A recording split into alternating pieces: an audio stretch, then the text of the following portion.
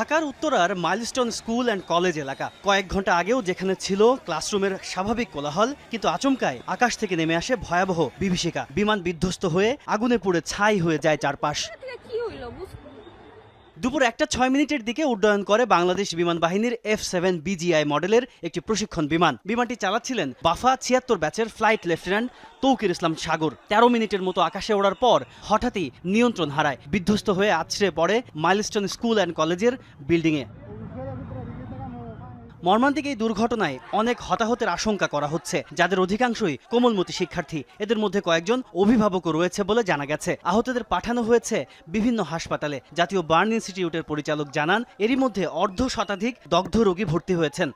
এখন পর্যন্ত আমাদের 60 জন যেটা ভর্তি করা হয়েছে, আরো 10-15 জনের ক্যাপাসিটি এখানে নেওয়ার মতো হবে।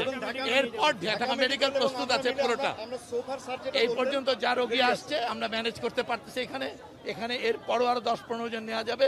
বাট ঢাকা মেডিকেল কলেজ পুরোপুরি রেডি আছে, এই বাড়তি রোগীদের ওখানে পাঠানো হবে। এখানে একজন আর দুজন সব মিলে আমাদের কাছে এই মুহূর্তে 3 জনের মৃত্যু সংবাদ আছে।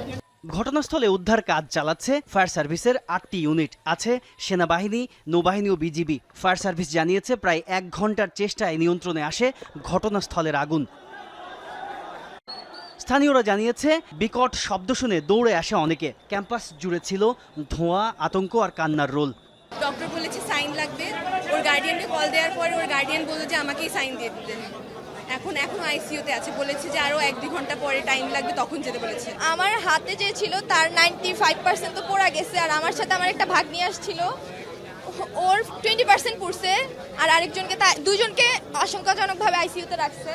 দুর্ঘটনার কারণ সম্পর্কে এখনো কোনো তথ্য জানা যায়নি। তাজনুর ইসলাম, যমুনা নিউজ, ঢাকা।